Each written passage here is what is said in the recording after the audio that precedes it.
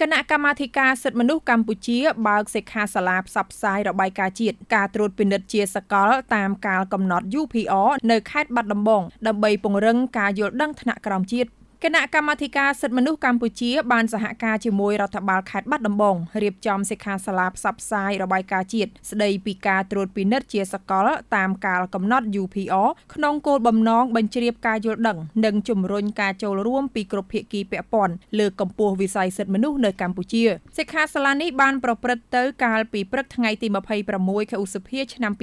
2026 ក្រោមអធិបតីភាពដ៏ខ្ពង់ខ្ពស់របស់ឯកឧត្តមកៅ រេមីទេសរដ្ឋមន្ត្រីនិងជាប្រធានគណៈកម្មាធិការសិទ្ធិមនុស្សកម្ពុជានៅសាលប្រជុំសាលាខេត្តបាត់ដំបងអគារ E កម្មវិធីនេះក៏មានការចូលរួមពីលោកយឹមសៀបអភិបាលរងខេត្តបាត់ដំបងតំណាងឯកឧត្តមសុកលូអភិបាលខេត្តព្រមទាំងលោកស្រីជាសិក្ខាកាមមកពីបណ្ដាមន្ទីរនិងអង្គភាពពាក់ព័ន្ធជុំវិញខេត្តយ៉ាងច្រើនកក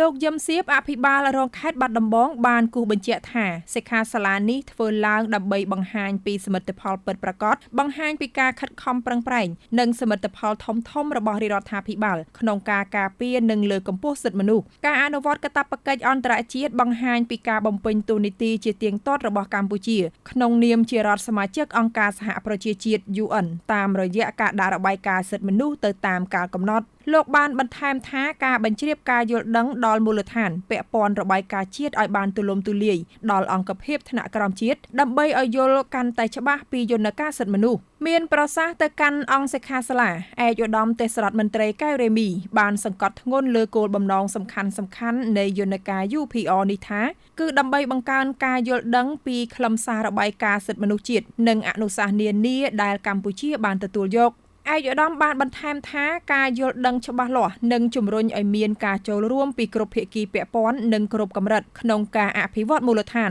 ឆ្ពោះទៅសម្រេចបានលទ្ធផលកាន់តែប្រសើរដែលមិនត្រឹមតែលើកតម្កើងកិត្តិយសភាពជាតិលើឆាកអន្តរជាតិប៉ុណ្ណោះទេប៉ុន្តែគឺដើម្បីឧត្តមប្រយោជន៍របស់ប្រជាពលរដ្ឋនិងប្រទេសជាតិទាំងមូលនេះជាការបញ្ជាក់បន្ថែមរបស់ឯកឧត្តមប្រធានគួរបញ្ជាក់ថារបាយការណ៍ UPR គឺជាយន្តការមួយដ៏មានសារៈសំខាន់របស់ក្រុមប្រឹក្សាសិទ្ធិមនុស្សអង្គការសហប្រជាជាតិក្នុងការត្រួតពិនិត្យមើលស្ថានភាពសិទ្ធិមនុស្សនៅគ្រប់រដ្ឋសមាជិកទាំងអស់ហើយការរៀបចំសិក្ខាសាលានៅថ្នាក់ក្រោមជាតិនេះគឺជាជំហានគន្លឹះក្នុងការអនុវត្តអនុសាសន៍ទាំងនោះឲ្យមានប្រសិទ្ធភាពខ្ពស់